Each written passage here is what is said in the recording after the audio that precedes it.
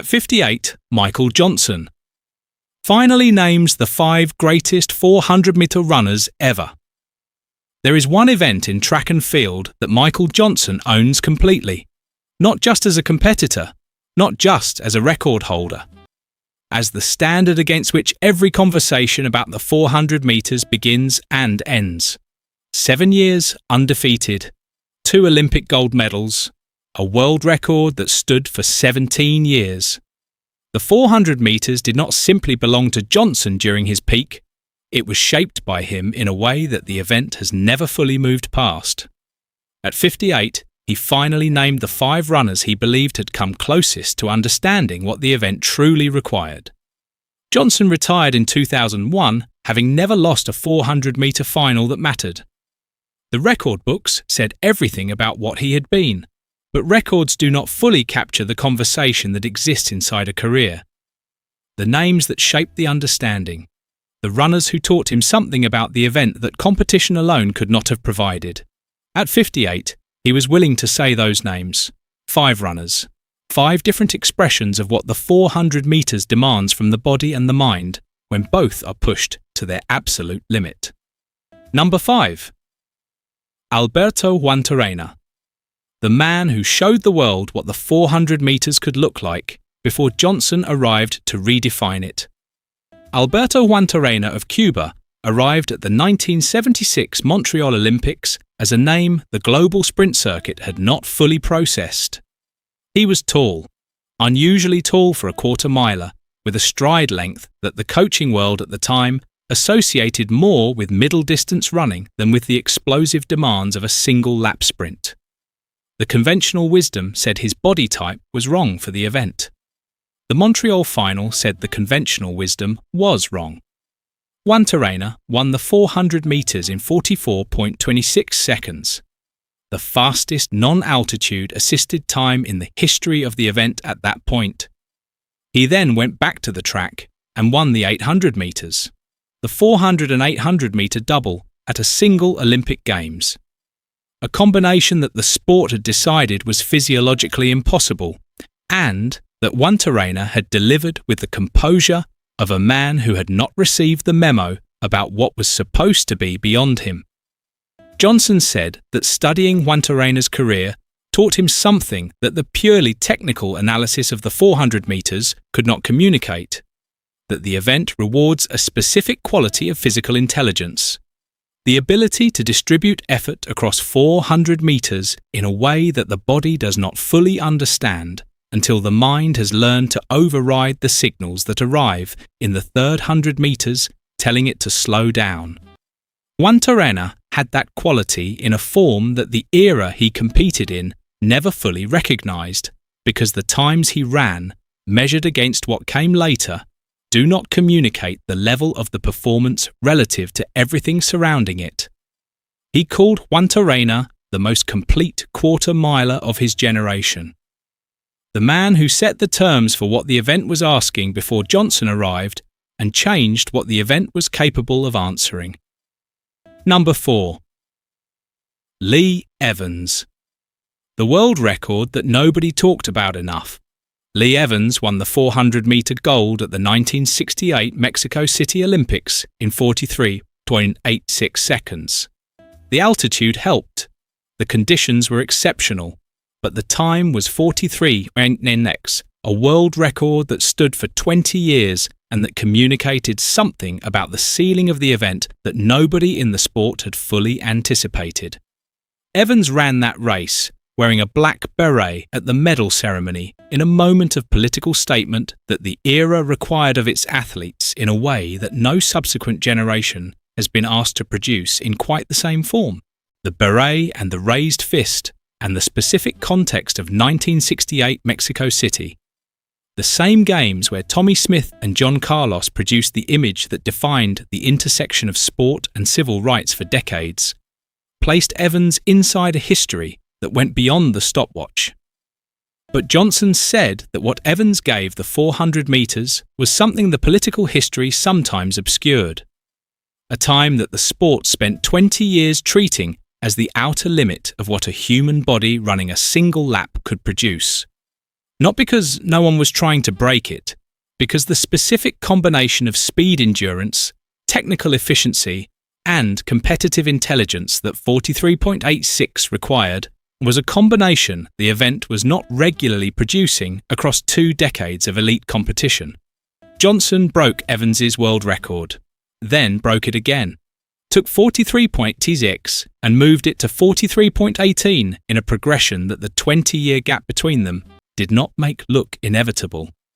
Evans had set a mark that outlasted everything the sport threw at it across an entire generation of quarter-milers.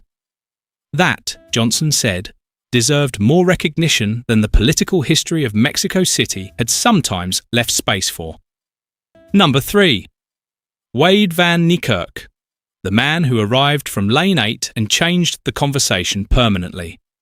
Johnson's world record of 43.18 seconds, set in Seville in 1989, stood for 17 years. It survived the entire post-Johnson era of the event. Jeremy Wariner, LaShawn Merritt, Kirani James, every name the 400 metres produced across the first decade and a half of the 21st century. The record felt like it belonged to the event rather than to a specific performance, like a ceiling that had been found and accepted rather than a mark waiting to be moved. Then came Rio 2016. Lane 8, Wayde van Niekerk of South Africa, drawing the outside lane that conventional competitive wisdom treats as a disadvantage because the curved geometry and the inability to track competitors makes pace judgment more difficult.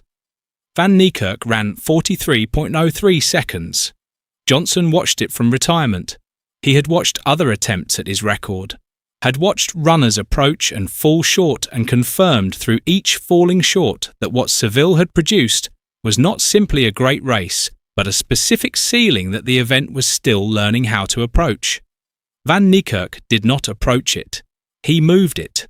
From 43.18 to 43.03, 15 hundredths of a second that the sport had spent 17 years unable to find from lane 1 through lane 7. Johnson said that what Van Niekerk produced in Rio communicated something about the 400 metres that his own career had tried to communicate, and that subsequent generations had not fully confirmed until that specific race, that the event had not reached its ceiling, that what looked like a permanent standard was always a temporary one, that the conversation was always continuing past the point where the current generation of competitors had chosen to stop it. He called Van Niekerk's performance the most significant single race in the history of the 400 metres since his own world record. Not because of the time alone, because of what the time said about where the event was still capable of going. Number 2. Butch Reynolds. The standard that existed before Johnson arrived, and the complication that followed. Harry Butch Reynolds held the 400-metre world record before Michael Johnson. He ran 43.29 seconds in Zurich in 1988 and put a number on the board that the sport spent years treating as the new definition of the event's outer limit. Reynolds was not simply fast. He was the proof that the 400 metres had entered a new era, that the combination of speed endurance and technical efficiency required to run the distance at that pace had finally found a complete expression in a single athlete. Then came the doping ban, and the legal battles, and the years of disputed proceedings that produced contradictory outcomes depending on which authority was making the determination. Reynolds competed after the ban. His times post-return placed him in the conversation with the field, but not at the front of it in the way that the Zurich performance had suggested he belonged. Johnson said that Reynolds gave him something that the clean, competitive record of their shared era could not fully communicate. The understanding that a world record holder, a man who had genuinely run 43.29 on a specific day with the times to prove it, could be standing at a start line beside him and carrying a history that the result alone did not account for. The understanding that the 400 metres, like every major athletic event, existed inside a context that the times printed in the record books never fully captured. He acknowledged Reynolds as a genuine great of the event, acknowledged the 43.29 as a performance that the circumstances around it never diminished in the specific sense that mattered, the sense of what it took to run that fast on that day, and acknowledged that competing against someone carrying that history had taught him something about the event that a cleaner competitive landscape would not have provided. Number 1. Jeremy Wariner, the runner who came closest to understanding what Johnson had built, the man Johnson himself had helped to build. Jeremy Wariner won the Olympic 400-metre gold at the Athens Games in 2004. He was 20 years old. He had been training under Clyde Hart, the same coach who had guided Johnson's entire career, and running in a programme that Johnson himself had been involved with in the years since his retirement. The connection was not coincidental. It was direct. Johnson had seen something in Wariner that made the investment of time and knowledge feel like something the event deserved, rather than something Wariner had simply requested. Wariner ran 43.45 seconds in Athens, a time that placed him among the fastest quarter-milers in history at the point of its production. He followed it with World Championship titles and a consistency across the subsequent years that confirmed Athens was not a single exceptional performance, but the beginning of a career that had the architecture to sustain itself at the highest level of the event. Johnson said that what Wariner gave him was something no other name on this list had provided: the specific satisfaction of watching someone absorb a system of preparation that had been built across a career and produce results that confirmed the system was transferable. That what Johnson had learned about the 400 metres, about how to distribute effort, about how to run the curve, about how to manage the third 100 metres where most quarter-milers lose the race they were winning, was not specific to his body or his gifts. It was knowledge. And knowledge, when transferred to someone with the physical tools to apply it, produces the kind of result that Athens produced. Wariner was not Johnson. He said that plainly and without apology. The Times confirmed it. The world record remained Johnson's until Van Niekerk. The specific ceiling that Johnson had reached in Seville in 1999 was a ceiling that Wariner approached and did not move. But what Wariner confirmed, by performing at the level he performed at inside the system Johnson had helped to build, was that the understanding of the event that Johnson had spent his career constructing was real, that it had produced results before, and that it was capable of producing them again. At 58, Johnson said that was the most important thing any runner on this list had given him. Not a world record, not a gold medal. The confirmation that what he had learned about the 400 metres was worth passing on, and that the passing on had produced exactly what the learning had promised it could. At 58, Michael Johnson had spent nearly 2 decades away from competition. The record in Seville had been broken. The event had moved forward in the direction that events always move. New names had arrived and produced new conversations and pushed the ceiling in directions that the careers of the previous generation had made possible. What Johnson had left at 58 was the perspective that only the greatest practitioners of an event ever fully develop. The ability to look at the history of the 400 metres and see not just the results, but the understanding behind them. Alberto Juantorena showed what physical intelligence in the event looked like before the language existed to describe it. Lee Evans set a ceiling that lasted 20 years and deserved more recognition than its era provided. Wayde van Niekerk moved a ceiling that 17 years of competition had accepted as permanent.